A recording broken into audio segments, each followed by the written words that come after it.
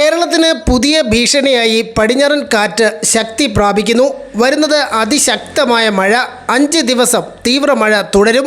വിവിധ ജില്ലകളിൽ orange അലർട്ടുകൾ പ്രഖ്യാപിച്ചിരിക്കുന്നു. Detail ആയി വിവരങ്ങൾ നോക്കാം. എല്ലാ ദിവസവും അപ്ഡേറ്റുകൾക്ക് നിങ്ങൾ ഇതുവരെയും ചാനൽ സബ്സ്ക്രൈബ് ചെയ്തിട്ടില്ലെങ്കിൽ ഇപ്പോൾ തന്നെ സബ്സ്ക്രൈബ് ചെയ്ത് ഓൾ എന്ന ബെൽ ഓപ്ഷൻ കൂടി എനേബിൾ ചെയ്യുക. കൂടുതൽ ആളുകൾക്ക് വിവരങ്ങൾ എത്തിച്ചേരാൻ ആദ്യം ഒന്ന് ലൈക്ക് ചെയ്ത് കാണാൻ ശ്രദ്ധിക്കണം.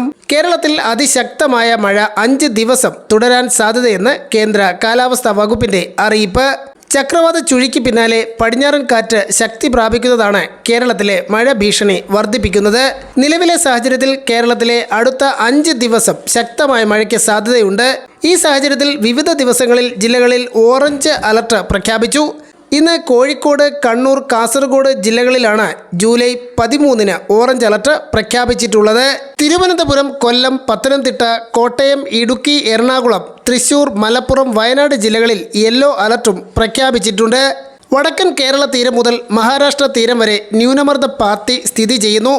മധ്യ പടിഞ്ഞാറൻ ബംഗാൾ ഉൾക്കടലിന് മുകളിൽ ആന്ധ്രാപ്രദേശ് തീരത്തിന് സമീപം ചക്രവാത ചുഴി സ്ഥിതി ചെയ്യുന്നുണ്ട്.